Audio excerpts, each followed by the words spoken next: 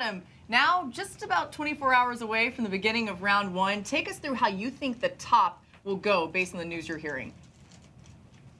Well, we'll start at number one with the Chicago Bears, and it is no secret that Caleb Williams looks like he's going to be the number one overall pick for the Chicago Bears. They spent an awful lot of time on him. They traded away Justin Fields, and they are prepared to move forward with him, moving us to pick number two, which would be the Washington Commanders. And the signs continue to point to the LSU quarterback, the Heisman Trophy winner, Jaden Daniels, becoming the second overall pick, which then would take us to pick number three, and the New England Patriots. And this seems to be the first action spot of the draft, whether the New England Patriots stay there and pick their quarterback of the future or whether they trade away that pick. The two teams that they've heard from the most so far are the Minnesota Vikings and the New York Giants. Minnesota has 2-1s, but the Giants have the 6th overall pick. They're closer. Arizona is waiting at number 4 with their general manager, Monty Ossenfort, who did a lot of wheeling and dealing last year.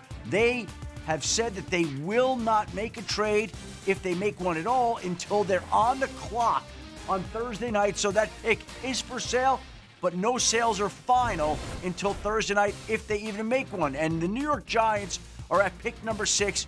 There's been some discussions with the Patriots at number 3. Everybody's waiting to see whether the Giants would go ahead and take a quarterback, whether that would be Drake May, the North Carolina quarterback, or potentially the Michigan quarterback, J.J. McCarthy, who they've done a lot of work on so far during this process. They went to Ann Arbor to work him out. They flew him to New York to visit with him. They spent Easter with J.J. McCarthy. And so there's a lot of work that the Giants have put in on quarterbacks. You can't ignore the fact that a quarterback is possible for the New York Giants right now at 6, and we'll see how that shakes out here on Thursday night, Laura. So many ways they could go, to Adam's points there. But, Dan, let's talk specifically about the pairing of the Giants and Drake May. Does that make sense to you? The closer I've gotten to the draft, it does. 2 reasons. 1, style, and 2, timeline. The style of play that Drake May excels at is the ability to javelin the ball downfield. I mean, it's just launching the football down the field and hitting some of the big posts that Brian Dable, who is the Giants offensive coordinator and head coach, really loves to dial up. And I think his ability to be accurate down the field plays well. And then the second element is the timeline element. And the reason I bring that up is Drake May gets to get drafted by the Giants. If that's the case, immediately he takes basically all the offseason reps because Daniel Jones is the person who's recovering from the injury. And then Daniel Jones becomes the starting quarterback once he's fully healthy, and Drake May gets to sit. And everyone knows that I've talked ad nauseum that he needs to work on his mechanics and not have the pressure of winning. So as we get closer to Thursday night, that's the team that I just feel most convicted about is a very good trade-up partner situation for Drake May.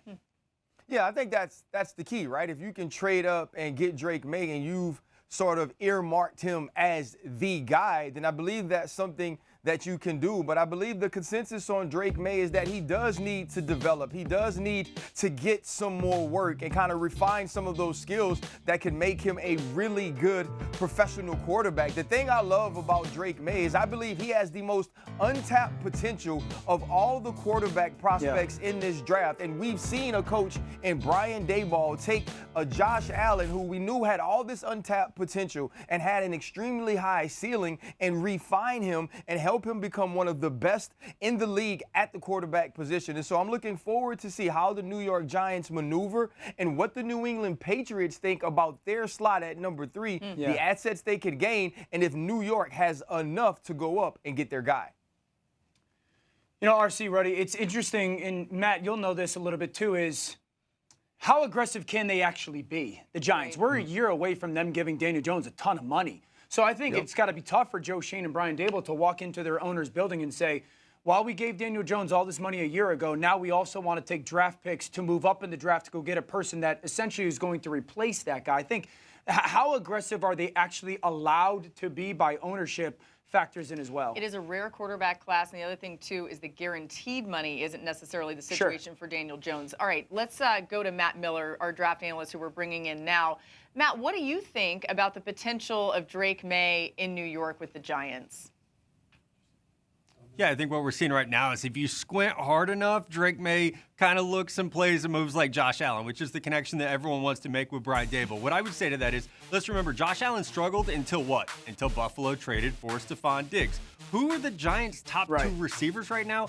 Jalen Hyatt and Wan'Dale Robinson. No disrespect to either guy. They're not that proven number one that Stephon Diggs was when he got to Buffalo. So I think if the Giants are going to trade up to get a Drake May, sure, I love that fit. I think Daves is one of the best quarterback coaches in the NFL. My question would be, now how are you fixing the rest of this team that has been a problem? Because now you've committed all that money to Daniel Jones. You bring in Drew Lock as a free agent, as a bridge quarterback. Now you're going to have Drake May, who you've traded up to get. So your second-round pick that you have right now is probably gone. You traded your other second-round pick for Brian Burns. So how do you fix the rest of this roster is where the Giants would be at.